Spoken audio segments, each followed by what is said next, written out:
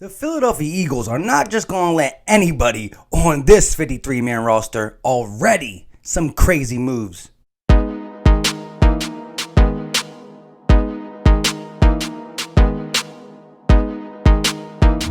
What is going on, everybody? I go by Philly Mike, and this is the Philly Talk Podcast. If you are new to the channel and love talking Philly sports every single day, go right ahead and hit that subscribe button and make sure you turn on post notifications so you know when I go live or drop some content.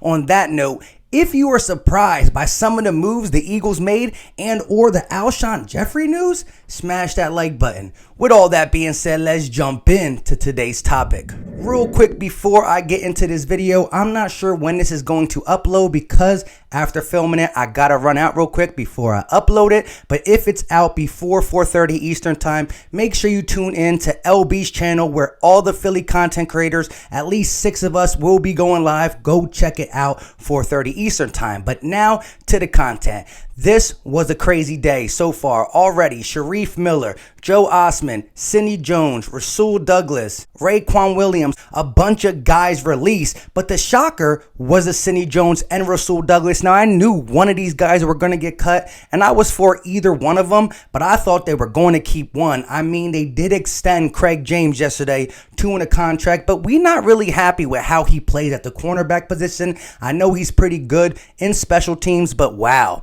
Relying on Craig James, I'm not sure I'd be happy with that. Now again, Sidney Jones hasn't showed much for me to feel comfortable with him on the field, but in situations he was able to perform higher than Craig James. And like I said, we got a lot of nickel guys. Avonte Maddox is really a nickel, but we're going to be okay with him on the outside to start. Cre'Von LeBlanc, Nickell Robey-Coleman, a bunch of nickel guys. Now they're going to have to play outside because we got nobody else. But I'm okay with Avonte Maddox and Darius Slay starting, but I like to have as much depth as possible at 2 positions where we failed horribly last year, and that is cornerback and wide receiver. And although it looks like we're going to keep 6 or maybe 7 for the wide receivers, we're going all the way down to 5 DB. So I think we're going to need to keep our eyes open and who gets let go where and when. Because if a serviceable DB gets let go from these other 31 teams, we're going to have to scoop them up because we can't go into season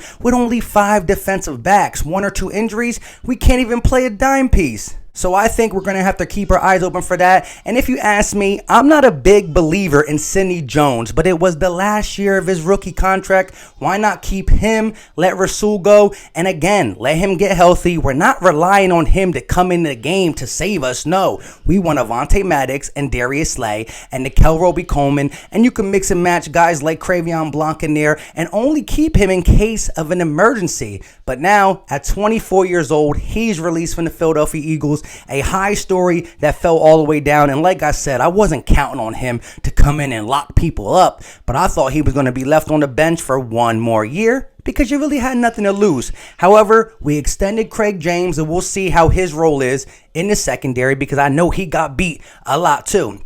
However, Rasul Douglas, Sidney Jones cut. Joe Osman was another surprise because of the camp he had. Now, I believed we were going to cut Sharif Miller, Raekwon Williams. I did not have them in my 53-man roster predictions. I did have Joe Osman and Casey Toohill as the last 2 guys. Now, Joe Osman off the team, Casey Toohill on the team still, and so far it looks like Genard Avery is on the team. Now, if you ask me, I like Avery, but with him being injured, I would have took Osman over Avery. That's just my decision.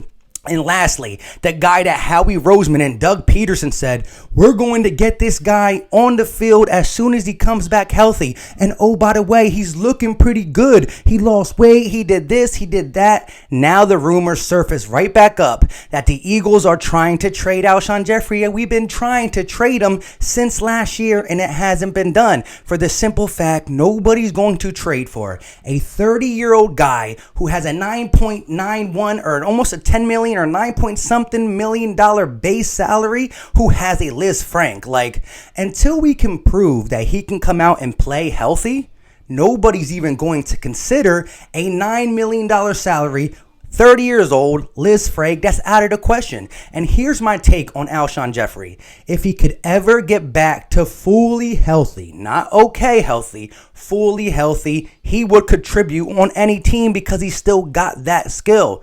But if he can't get healthy, he'll never contribute with the Eagles. He won't be able to audition to the other 31 teams, and we will be stuck with him no matter what happens, good or bad. He will not be on the Eagles following the 2020 season. In the offseason of 2021, regardless, he's let go. Deshaun, we might have to move on from too. That's why it's good we got this young core of receivers that we can work in 2020 with, play them sparingly, let them get bigger roles down the stretch, and we see where it goes.